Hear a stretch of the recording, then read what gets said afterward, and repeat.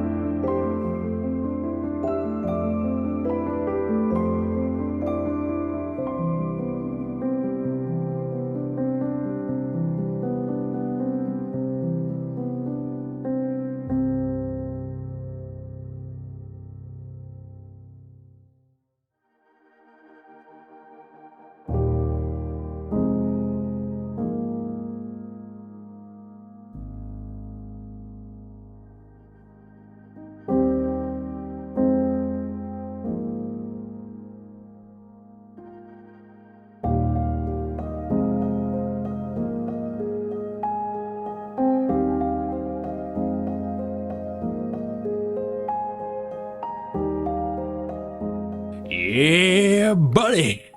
Everybody want to be a PC builder, ain't nobody want to lift no heavy ass boards.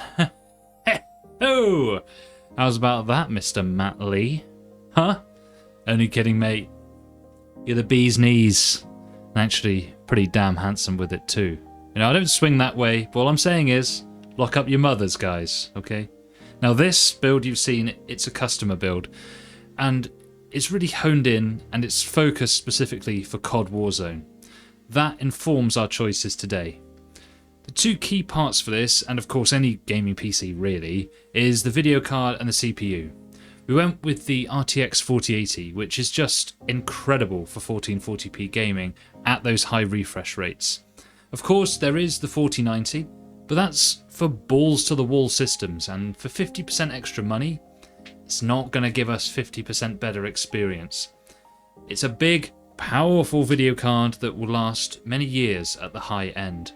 The Eagle variant by Gigabyte is just fine. We spoke about this concept of the law of the cheapest model in several videos before, that those kind of Strix kind of versions, you know, the super high-end versions, just aren't worth the insane markup. Get the sensible version like the Eagle. It'll work just fine. Trust me. Now, for the other bit, the CPU. Went for the Ryzen 7 7800X 3D. Reason being, the massive CPU cache, and it being very sensible to cool as well. Very fast indeed, which is great for Warzone, seeing as it loves a fast CPU for the best frame rates. Is the 13900K faster? Yep. But as we saw in the previous video, just like your mum, the i9 13900K is difficult to tame when it gets a little bit hot under the collar. The other components allow us to get the most from these two key parts. We've got a nice mesh Fantex case, 360mm cooler, which looks boss by the way, loving Deepcool's work at the moment, 32 gigs of DDR5. We also got this 2TB SK Hynix SSD for only 90 quid on Prime Day. And actually looking at the spec, it's right up there with the best Gen 4 SSDs in terms of speed, and it has a DRAM cache. This thing is trading blows with Samsung 980 Pros and WD SN850s, so not to be sniffed at, and just such a good price. The look of the PC is what I would call vintage concept soup. Bags of RGB but tightly compacted together, and falls just shy of being overdone. That's not to say that this build didn't come with challenges, of course. Now, one of the challenges we had in this case was actually fitting the 360mm cooler in the roof of the case. I was able to take the whole top piece of this case off because it's held in with screws. I managed to put the cooler in, but then putting the top piece back on meant that I couldn't put the front mesh panel back on afterwards. It was a whole mess.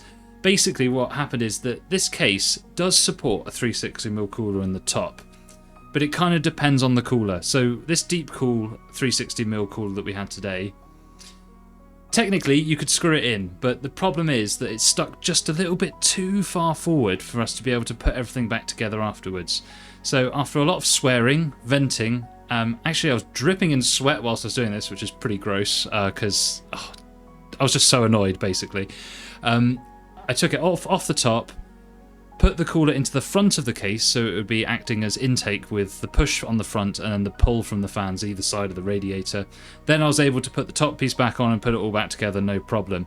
I was a little bit miffed that I couldn't get the 360mm cooler on the top because I think it would probably look a little bit better, but in terms of performance I don't think we're losing anything by having it on the front. In fact, actually sometimes having it on the intake side is better for CPU temperatures at the expense of the GPU temperatures so far.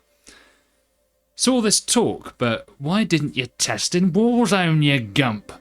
Well, I gotta tell you about a little company called Activision. Maybe you've heard of them. Maybe you've heard of their dumbass anti-cheat, because I used to test all the PCs on Warzone because it's so popular. Then suddenly all the PCs I was sending out got Warzone bans. Just because of the account being signed in on multiple PCs. I guess because it's at different IP addresses, probably. I never actually got to the bottom of it. Have you ever actually tried to speak to Activision support? Not a fun experience. Anyway, Activision being the unhelpful lot that they are, didn't help, so I had to fork out for new motherboards for all of those customer PCs. Absolute pain in the derriere. One of the worst business experiences I've ever had. But anyway, That's why I can't test in Warzone, or even install it anywhere near the PCs prior to shipping them out. So thanks for listening to my TED Talk. I'll take my Pulitzer Prize by mail. And thus, the end of the build, end of the video. Tell me your thoughts. Go on, dare ya. Anything you would change or anything you're not sure about, let me know in the comments below. Unfortunately, because of the fact that I couldn't fit the cooler in the top of the case and the fact that it was all a bit too compact, I'm not releasing a video build guide at PC36 for this one, so just sit back and enjoy the video in the knowledge that I'm not even plugging anything on this video. Subscribe, check out all the links in the description, and until next time, sweet cheeks, I'll catch ya.